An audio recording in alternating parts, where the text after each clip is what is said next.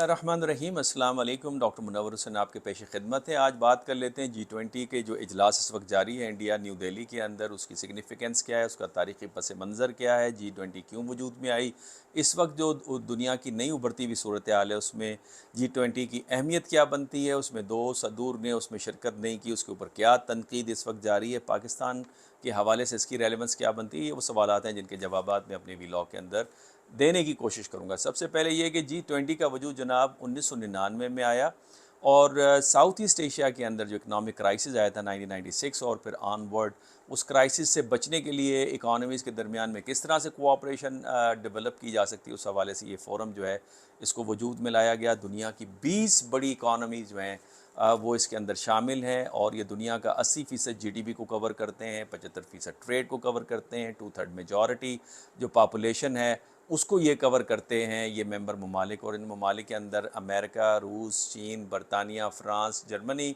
ASEAN, European union और उसके अलावा इंडोनेशिया, जापान, साउथ कोरिया और साउथ अफ्रीका, अर्जेंटीना इसके अंदर शामिल हैं।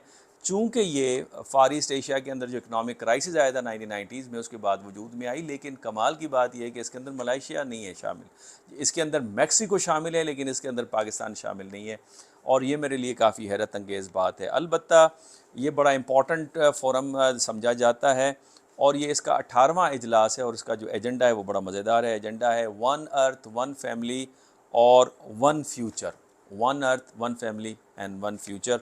और न्यू दिल्ली के अंदर इसका 18वां इजलास जारी है और इसका जो एजेंडा उन्होंने दिया हुआ है sustainable development and growth, climate financing, trade and investment, digital transition, safeguarding international peace, ये उसका एजेंडा है।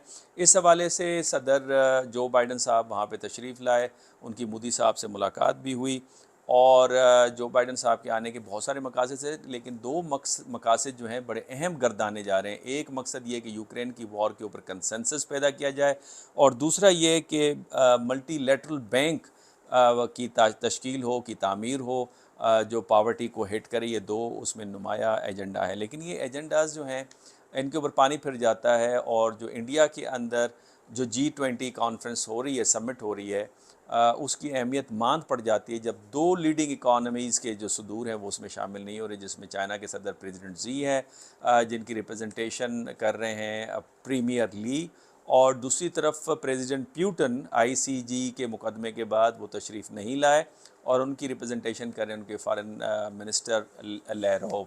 तो लिहाजा इसकी वजह से बड़ी तनकीद भी हो रही है। बहरहाल एक इंडिया के पास बहुत ज़बरदस्त किस्म की एक अपॉर्चुनिटी थी कि वो दुनिया को बताया कि जनाब चाँद की कामयाबी के बाद वो सेंटर ऑफ वर्ल्ड डिप्लोमेसी का एक सेंटर है और उसके अलावा जो उसकी इकॉनमी है वो बड़ी तेज़ी के साथ उभरते हुए नज़र आ रही है। उसके अलावा वो साउथ की जो ग्लोबल लीडरशिप है उसको संभालने के लिए वो तैयार है। So on and so fourth, इस तरह की बहुत सारी चीज़ें आपको नज़र आती हैं। लेकिन इसमें क्रिटिक ये है कि जिस वक्त प्रेसिडेंट जो बाइडन की मुलाकात होती है नरेंद्र मोदी के साथ, तो उसमें प्रेस को इजाज़त नहीं दी जाती। क्यों नहीं इजाज़त दी जाती, उसकी बुनियादी वजह ये बताई जा रही है कि प्रेस वाले क्रिटिकल सवालात कर सकते हैं। आपको याद होगा प्रेसिडेंट जो बाइडन के साथ जो मुलाकात हुई थी नरेंद्र मोदी की वाशिंगटन DC के अंदर, तो उसके बाद सवालात हुए थे और बड़े क्रिटिकल सवालात थे माइनॉरिटीज़ के हवाले से, कश्मीर के हवाले से। तो इस तरह की सूरत हाल से बचने की कोशिश की गई। जैक सोलिवन से जब पूछा गया, अमेरिकन जो सिक्योरिटी एडवाइज़र हैं प्रेसिडेंट के, तो उन्होंने कहा ये होस्ट कंट्री के हाथ में होता है, वो किसको इजाज़त देते हैं, वो किसको इजाज़त नहीं देते, ये उनके हाथ में नहीं है। दूसरी तनकीद ये आ रही है कि जनाब ये इजलास होना था नवंबर में, ये इस वक्त क्यों इजलास हुआ। उसकी बुनियादी वजह ये बताई जाती है कि न्यू दिल्ली के अंदर चूँकि स्मोक बढ़ जाता है तो लिहाजा उससे पहले 2 महीने उन्होंने पहले किया ताकि इससे बचा जाए, इसका गलत इंप्रेशन जाएगा। और तीसरी तनकीद आ रही है जनाब के स्लम एरिया जो सोशल मीडिया के ऊपर बहुत ज़्यादा आया है, स्लम एरियाज़ को ख़त्म किया गया या उसके सामने बड़े बड़े बिलबोर्ड्स लगा दिए गए जाके स्लम एरियाज़ छुपाए जा सकें। आपको याद होगा जब जावेद अख्तर साहब पाकिस्तान तशरीफ़ लाए और जब वापस जाके उन्होंने एक इंटरव्यू दिया, उनसे पूछा गया पाकिस्तान के अंदर माशी हालत ज़रा ख़राब है, आपको कहीं गुर्बत नज़र आती है। तो उन्होंने कहा यार ये मुझे मुंबई के अंदर, दिल्ली के अंदर नज़र आती है, हर बड़े घर के साथ आपको स्लम एरियाज़ नज़र आते हैं, लेकिन लाहौर के अंदर मैं छोटी गलियों में भी गया, मुझे वहाँ पे गुर्बत नज़र नहीं आई। लिहाजा एक आंसर जो है उसके अंदर ये भी नज़र आता है। अब प्रेसिडेंट जी का शामिल ना होना, प्रेसिडेंट प्यूटन का इसके अंदर शिरकत न करना, इसके क्या असरात हो सकते हैं। पहली बात जिसके ऊपर तनकीद आ रही है कि क्रेडिबिलिटी का इशू हो गया है, क्योंकि वर्ल्ड की दो बड़े इंपॉर्टेंट लीडर्स के अंदर शिरकत नहीं कर रहे, तो इस फोरम की क्रेडिबिलिटी जो है वो काफ़ी हद तक मुतासर हुई। जो फ़ैसला करेंगे वो काफ़ी हद तक मुतासर हुआ है। दूसरा ये कि कंसेंसस पे एक डेवलप करना था यूक्रेन की वॉर के ऊपर, और रशिया की जो वॉर है यूक्रेन के अंदर, वो मांद पड़ गया। वो कंसेंसस दो बड़े सुदूर के न होने की वजह से जो है वो मांद पड़ते हुए नज़र आता है। और तीसरा ये कि जो रिफ्ट है, ग्रोइंग जो डिफरेंसेस हैं, वो बड़े वाज़े होकर सामने आए हैं वेस्ट और चाइना और रशिया, ये इनके दरमियान में, यानी रशिया और चाइना एक तरफ है और वेस्ट दूसरी तरफ आपको होते हुए नज़र आ रहा है।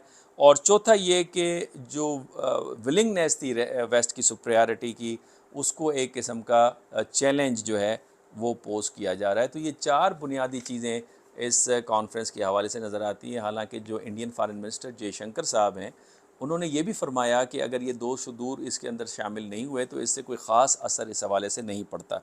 अलबत्ता इसके पॉसिबल इम्प्लिकेशंस क्या हैं? पहला इम्प्लिकेशन तो ये है कि G20 जो है अपनी रेलेवेंस को लूज़ करते हुए नज़र आ रहा है। उसकी बुनियादी वजह यह कि दो सुदूर ने शिरकत नहीं की, लेकिन ये भी कहा जा रहा है कि इनकी एक्सक्लूसिवनेस की वजह से जो ग्लोबल इकानमी है उसके ऊपर कोई ख़ास पॉजिटिव असर पड़ते हुए नज़र नहीं आ रहा है। यानी जो इनके फ़ैसले हैं वो इनके मफादात के मुताबिक तो हैं, लेकिन ग्लोबल इकानमी पे उसके क्या पॉजिटिव असरात हैं वो नज़र नहीं आ रहे। दूसरी बड़ी तनकीद जो है वो ये कि वेस्ट अपने इन्फ्लुएंस को लूज़ कर रही है, और काफ़ी अरसे से वेस्ट की अजारादारी आपको नज़र आती थी ग्लोबल इकानमी में।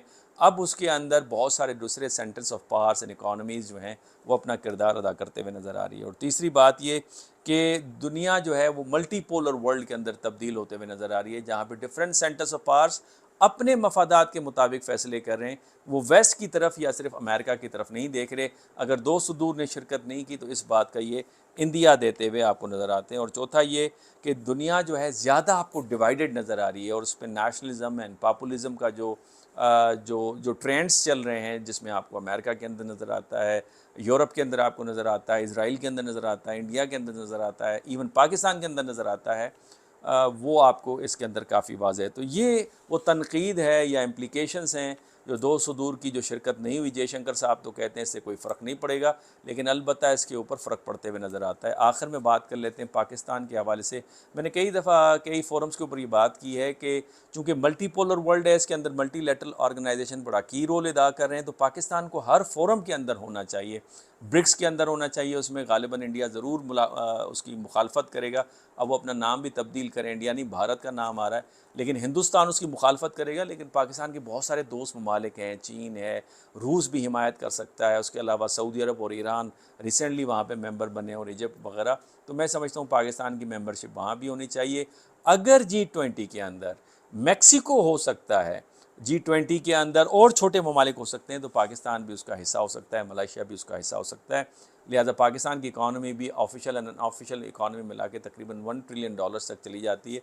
तो मैं ये समझता हूँ कि पाकिस्तान को ऐसे फोरम्स में जाना चाहिए, डिप्लोमेसी को तेज़ करना चाहिए। पाकिस्तान इस एशिया का एक पिवोट है, एक इम्पॉर्टेंट कंट्री है, लिहाजा वो अपने मफादात को अकेला किसी हद तक परसू नहीं कर सकता जब तक वो इंटरनेशनल फोरम्स में कोऑपरेशन के साथ न चलें। इस हवाले से मेरा ख्याल है हमारी पॉलिसी को रिवाइज़ करने की ज़रूरत है, और मुख्तलिफ़ फोरम्स में अपनी रिप्रेजेंटेशन हमारी है भी, और मज़ीद रिप्रेजेंटेशन करने की ज़रूरत है। आज के लिए यही। अगर आपको वीलॉग पसंद आया है तो अपनी राय का ज़रूर इज़हार कीजिएगा। अगले वीलॉग में नए टॉपिक के साथ आपकी खिदमत में हाज़िर होंगे। इजाज़त दीजिए। अल्लाह हाफ़िज़।